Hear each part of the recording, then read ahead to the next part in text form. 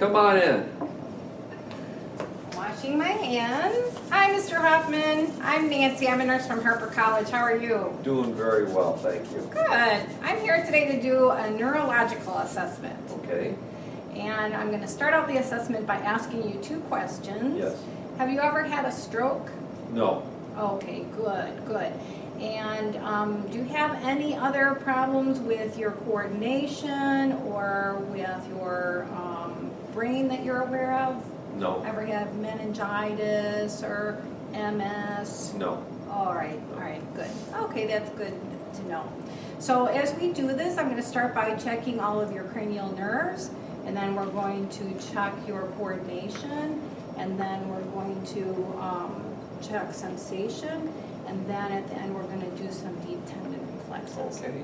So we'll start out by just talking with you, and we're doing what's called a mental status assessment. Okay. So I'm first off noticing your behavior, you're awake and alert and cooperative and responding well. And then I'm also noticing your cognition. So I'm going to ask you some kind of silly questions. Okay. So can you tell me what month it is? This is the month of August. Okay, that's correct. And can you tell me who your favorite president is? He's dead, but it was President Ronald Reagan. Now, I happen to know the answer to this question, so I know that's correct, but who's the current president? Ooh, that's a tough one. Obama. Obama is the current president, exactly. And can you tell me who I am? Yes, Nancy Haberrichter. Okay, good. So he is oriented to person, place, and time. And tell me why you're here today. Well, I'm here today to be checked out, and we're doing videos for the assessment courses at Harper. Okay, so and he's also aware of the situation. So he's oriented times 4, person, place, time, and situation. And I am also noticing that his dress is appropriate, his affect is appropriate, his facial expression is all appropriate for the situation.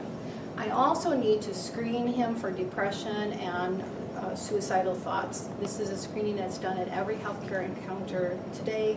It's required by the state of Illinois because suicide is causes a high rate of death here in our state. So, sir, have you ever been so blue that you felt like hurting yourself? No. Have you felt depressed or unhappy lately over the No. past 2 weeks? Like No. normal activities are not fun? No, I've been having fun. Okay. All right. So at that point, I can stop my assessment. If he answered yes to any of those questions, then I would probe further with more questions about that. So, but he answered no for the first screening, and then we're done with that. All right, so we're going to move on for the cranial nerves, and we're going to start with cranial nerve number 2, and that is to your visual acuity. So we checked your visual acuity today, and we would check it for this assessment as well using the Snell and Art eye chart. Standing 20 feet away, we would check both your right and your left eye, and your vision was 20/25 in both eyes. And continuing on with cranial nerve number 2, we would do a confrontation test. Can you stand up? And using this card, can you place this over your left eye? And then I will place this over my eye, and tell me when you see my fingers. I see them. Yes. Yes.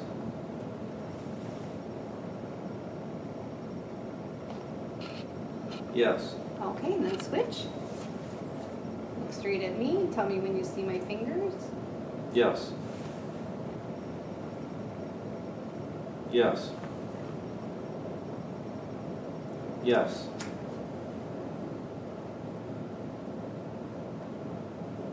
Yes. Okay, good.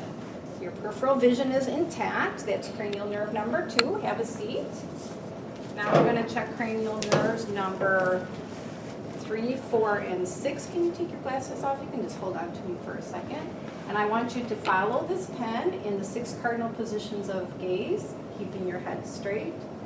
And I see conjugate movement of both eyes together in the 6 cardinal positions of gaze. All right, and just follow this. I'm going to bring it in towards your nose. Good, and I I see good accommodation. And then I'm going to look in your pupils. I'm going to shine a light in. And I see that the pupils, both of them, respond to light by constricting. And I would document that as PERLA. Pupils are equal, round, reactive to light and accommodation. That is cranial nerves number 3, 4, and 6. And then moving on to cranial nerve number 5. Cranial nerve number 5 is facial, where we are going to look at some movement of your face. So can you smile and frown and show your teeth like and I'm just going to check the muscles here, so grit your teeth. And I can feel those muscles get nice and tight, they're relaxed. And then also there is a sensory portion to this cranial nerve, so can you close your eyes? Tell me when you feel the cotton wisp. Say no. No. No. No. No. Wonderful. All right, you can open your eyes again.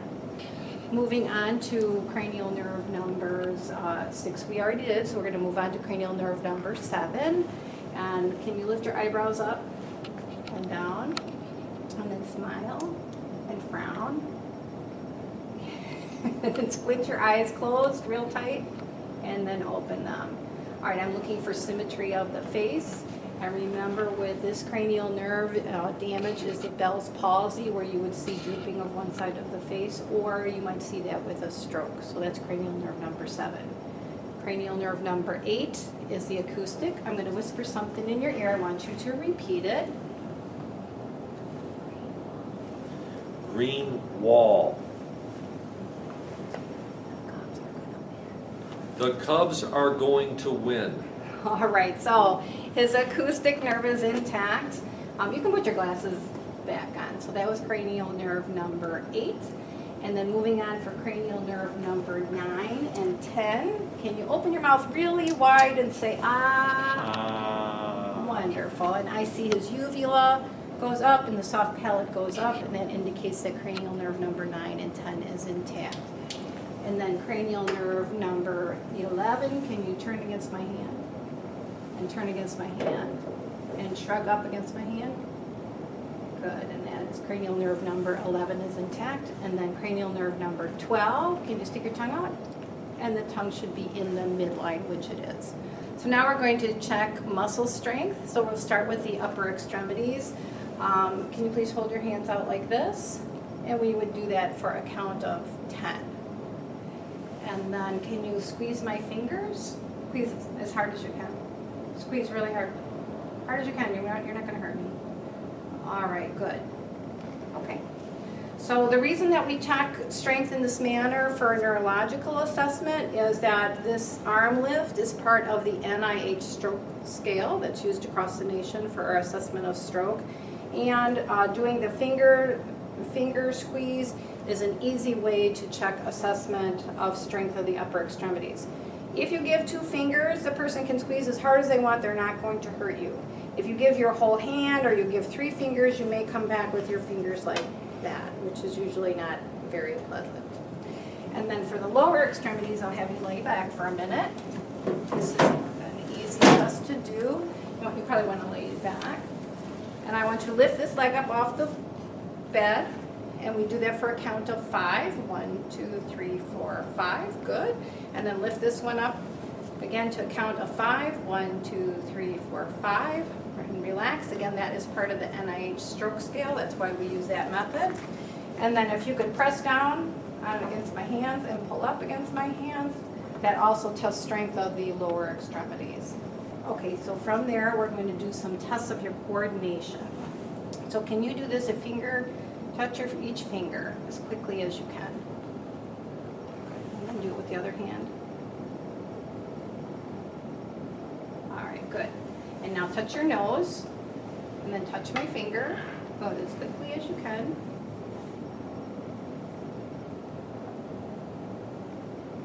All right, that's good. One caution while you're doing this is that when your client has their finger to the nose, okay, at that time you can move it, but don't, as they start for your finger, don't move it right at that time. All right, that's not a fair test then. So you can move it while the finger's there, but then hold still as soon as they start coming towards your finger. So we're gonna check coordination of the lower extremities too. So can you take your shin and your heel, just run it down your shin. And then do it on this other side, just run it right straight down. All right, and then can you stand up for a moment? We're going to do the Romberg's test. Put your feet together and put your hands at your, stand up straight. Put your hands at your side. Put your hands at your side and close your eyes. And we would count to 20 seconds and he should be able to maintain this standing straight and still without falling over. Make sure you're here just in case a person does start to lose balance so they don't get hurt. So 1, 10, 11, 20. Very good. You can open your eyes. And then can you walk a couple steps towards that outlet there? Just like about 3 or 4 steps, just normal. And then come back and walk heel to toe. Heel to toe, like this. You can relax your arms. There you go. Okay, good. Fantastic. So your coordination is intact. And then we're going to check the sensory system. So the first thing that we're going to do is check your sharp-dull discrimination. So you start this by having your eyes open and explaining this is sharp and this is dull. You can use a paper clip that you've opened up. You can also use a cotton swab to do this, whatever you're comfortable with. So close your eyes, and then you're going to tell me whether you feel sharp or dull. I'm going to do this all over. Dull. Sharp. Dull.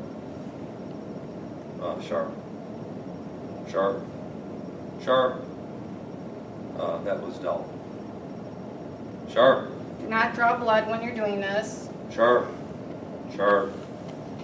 Sharp. Sharp. Dull. Dull. Dull. Sharp.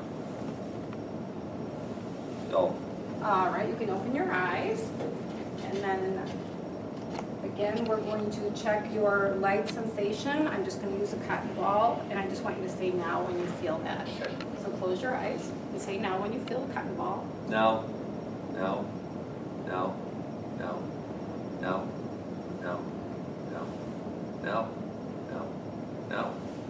Now. Now. Now. Now. Now. Now. All right, good. And then last thing, eyes closed, and hold out your hand, and tell me what's in your hand. You can feel it with your hand. Tell me what's in your hand. It's a coin. Okay, good. You can open your eyes then. All right, so that's all for our testing of sensation. Now we're going to move on to the deep tendon reflexes. So I'm going to start this by having you just relax your arm up here. All right, I want you to be really, really relaxed for this to work. And you can talk to Amy over there Hi. while you're Hello. doing this. I have, the way I'm going to do this is have him flex a little bit so I can find that tendon and then have him relax. You really have to be relaxed or this will not work. You also have to hold pressure on the tendon pretty firmly. You can see my thumb is on there pretty firm. Use the pointy part of the reflex hammer and you have to give it a good whack. And I could feel his tendon moving, but what could I'm too. looking for is for his fingers to move, which I did not see. There we go, now we saw a little movement there. Okay, and then we would do the same thing on the other side. You put your arm up here. Again, I'm going to have him flex so that I can feel where that tendon is. I'm going to hold it pretty firmly. Now, I have very poor aim to do it with my other hand, but if you can hit your thumb with your left hand, that would be lovely. I'm not too good at that. Okay, so relax your hand. Talk to Amy over there. Hello, Amy. Hello. Hold it firmly. Oops, I didn't do so well at that. And then what I'm looking for, there we go, is for those fingers to move. So that one tends to be a little bit stubborn sometimes. When you're trying to do that, it's important for the person to be relaxed. And then we're going to move on to the patellar reflex. Okay, so you're going to feel where that kneecap is, and then right below there is where you're going to hit. And you want the person to be really relaxed. When you hit, you don't want to hit like this. You want to hit loosely, like that when you hit it bounces off. All right, so you should be able to get a nice little kick from doing that, which doesn't seem to be working well with us. Are you relaxed? Yes. Are you sure? Oh, well, we got a little one there. Okay.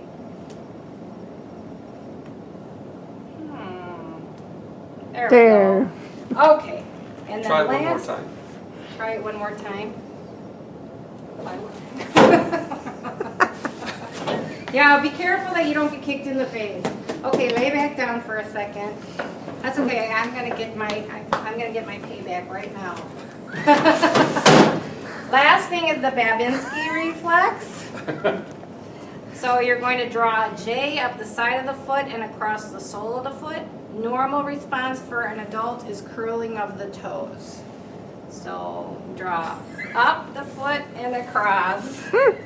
So either no response or curling of the toes is normal. An abnormal response is a fanning out of the toes and flexion of the great toe. That would be an abnormal response. So a negative is normal, just like if you get an x-ray and it's negative, that's normal. So negative is the curling of the toes, okay, like that. A positive Babinski is bad, and that's the fanning and flexing of the toes. Okay, I think that we are done with our neurological assessment.